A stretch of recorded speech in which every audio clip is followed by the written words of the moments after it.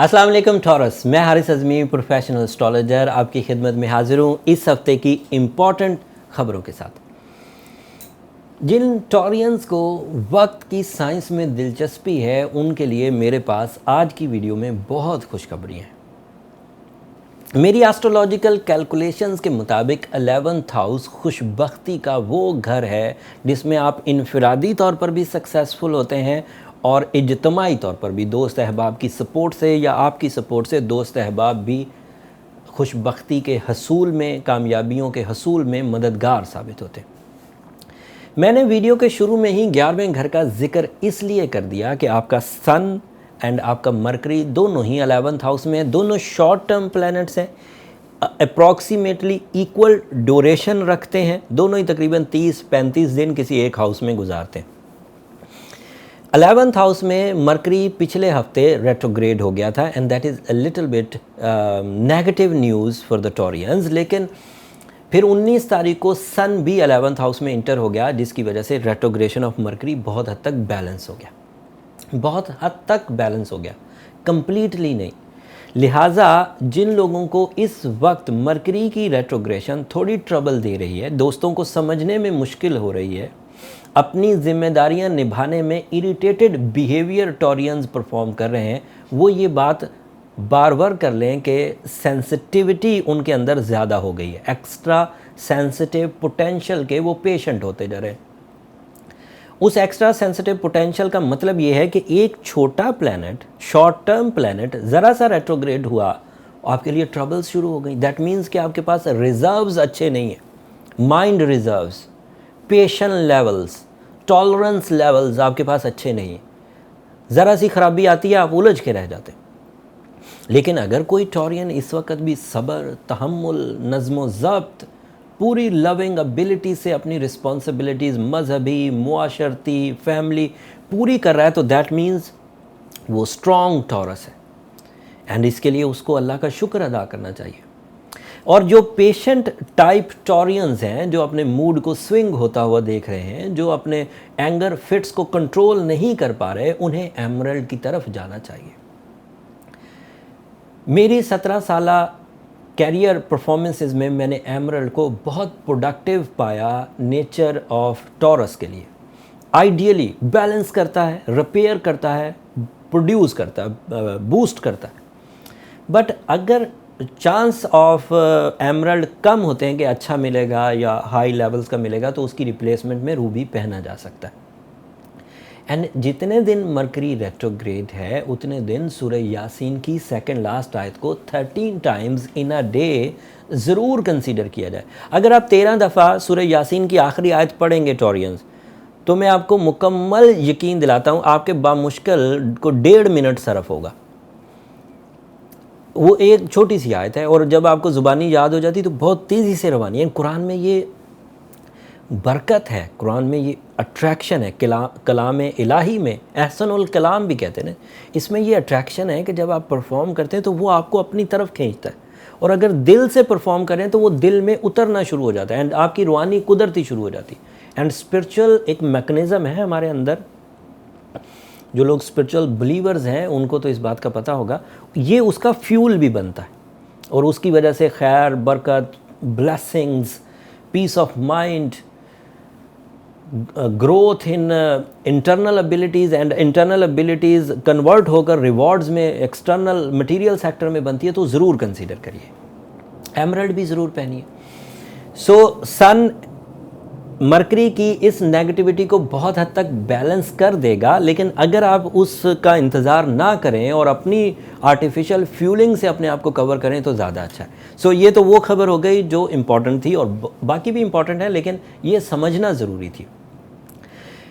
एक अजीब खबर और है आपके लिए, है शॉर्ट टर्म ही, लेकिन उसको हरगिज़ इग्नोर नहीं किया जा सकता।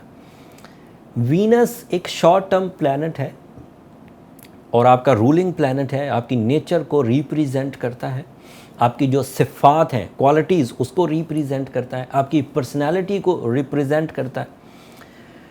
वो इस वक्त 12th हाउस में है एंड रूल्स ऑफ एस्ट्रोलॉजी के मुताबिक ये नेगेटिव पोजीशन है। मेरी सिर्फ 2 प्रेडिक्शंस हैं इसके बारे में and I am fully confident in predictions को आप अगर फॉलो करें तो आप अपने लॉसेस से बचेंगे। वीनस अगर 12वें घर में हो तो शादी ब्याह के इवेंट अपनी ज़ात के लिए रखना मुनासिब नहीं होता,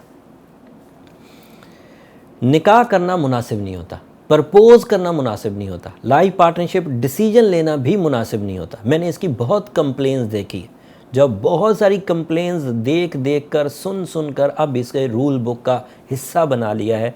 if the Venus is in 12th house so don't go with life partnership decisions. अगर मजबूरी है, जाना ही पड़ गया है, डेटें रख ली हैं, पता नहीं था आपने उससे पहले ना अपनी सोलर कैलेंडर को चेक किया, ना ही आपने इस चीज़ को अहमियत दी, और अब आपको इस वीडियो के थ्रू पता चल रहा है, तो फिर इसको बैलेंस करने के लिए ज़रूर कुछ कोशिश करिए, क्योंकि ये मुफ्त का फ्यूल होता है जो आपके रिलेशनशिप बाउंडिंग में, सोल एक्सचेंजेस में, फ्रैंकनेस में, जहनी हम आहंगी, उसमें बहुत अहम रोल अदा करता है। एंड सक्सेसफुलनेस किसी भी पेयर की कामयाबी का ये ज़ामिन है। तो जब ये मुयस्सर हो उस वक़्त इतना बड़ा डिसीजन ले लिया जाए तो ज़्यादा अच्छा है, एज़ कम्पेयर टू कि 12वें घर में ये मौजूद हो और ज़िंदगी का इतना बड़ा। और फिर मज़े की बात, ये कोई लंबा नहीं है कि 6 महीने इसने नेगेटिव रहना, 20-22 दिन नेगेटिव रहता है। अगर उसको किसी तरह मैनेज कर लिया जाए तो अच्छा रहेगा। That is my opinion. बाकी आपकी अपनी निजी लाइफ है, आप उसे रिस्क पर लगाना चाहते हैं तो आपकी मर्ज़ी। The next thing is Jupiter is in 9th house, Saturn is in 9th house, Mars is in 9th house. This is the ideal scenario for higher education students. 9वां घर आला तालीम का, 9वां घर ट्रैवलिंग का, 9वां घर प्लानिंग का, 9वां घर औलाद की फर्मा बरदारी का, 9वां घर बुज़ुर्गों के साथ सोहबत इख्तियार करने का और उनसे फैज़ लेने का। सैटर्न भी यहाँ पॉजिटिव, जुपिटर भी यहाँ पॉजिटिव, मार्स भी यहाँ पॉजिटिव। और इन पॉजिटिविटीज़ के एवज you feel the extraordinary energy in your physical sector, organ performances, creative elements, कुव्वत हाफ़ज़ा, चीज़ों को समझना, लोगों को समझाना, औलाद की तरफ से रग़बत होना, दिल में इत्मीनान महसूस होना, मजहबी जोश और जज्बा पैदा होना, ये सब इसी सिचुएशन से बनता है। एंड थोड़ी इसकी अहमियत बयान करूँ ना, जुपिटर छोटा शॉर्ट टर्म नहीं है, ना सैटर्न शॉर्ट टर्म है, मार्स भी शॉर्ट टर्म प्लैनेट में से सबसे लंबा प्लैनेट है जो तकरीबन 60 दिन किसी एक हाउस में रहता है। So this is an ideal situation. इसको ज़रूर इन्जॉय करिए। कोई चीज़ सीखना है, डिप्लोमा करना है, बैरून मुल्क जाने के लिए जो एग्ज़ाम्स देने होते हैं, आईलेट्स वगैरह, उन सब के लिए ये बेहतरीन टाइम है। ओवरसीज़ ट्रैवलिंग के लिए, हायर एजुकेशन के अचीवमेंट्स या हायर एजुकेशन एडमिशन्स के लिए बैरून मुल्क जाना या एक शहर से दूसरे शहर जाना, this is ideal at the moment. अगर इस वक्त सीडिंग्स भी कर दी जाए, बुनियाद रख दी जाए, बीज बो दिए जाएं, तो भी बहुत उम्दा रिजल्ट्स आएंगे। अगर किसी टॉरस की सिचुएशन ऑफ लाइफ इसी तरह चल रही है तो वो अपने आप को पैरेलल टू नेचर समझे, इसमें कोई परेशानी की बात नहीं। बट अगर कोई टॉरियन इस वक्त कुछ उल्टी सिचुएशन में मुब्तला है, एजुकेशनल सेक्टर बहुत उम्दा है, कॉन्फिडेंस लेवल बहुत उम्दा, लेकिन इसके उलट हो रहा है उसके साथ, अगर किसी को दोस्त अहबाब के साथ बहुत ही इस वक्त दुश्मनी और अदावत पैदा हो रही है, ऑफ़र्स को मेंटेन नहीं कर पा रहे, सेहत को मेंटेन नहीं कर पा रहे, कैरियर को मेंटेन नहीं कर पाए, दैट मीन्स कि वहाँ कुछ ट्रबल्स हैं। उन ट्रबल्स को ओवरकम करने के लिए एक तो एमरल्ड, सूरह शम्स, सूरह यासीन की सेकंड लास्ट आयत वो कंसीडर करें और अपने पर्सनल चार्ट की तरफ भी जाएं। उसके लिए नंबर नीचे चलते रहते हैं।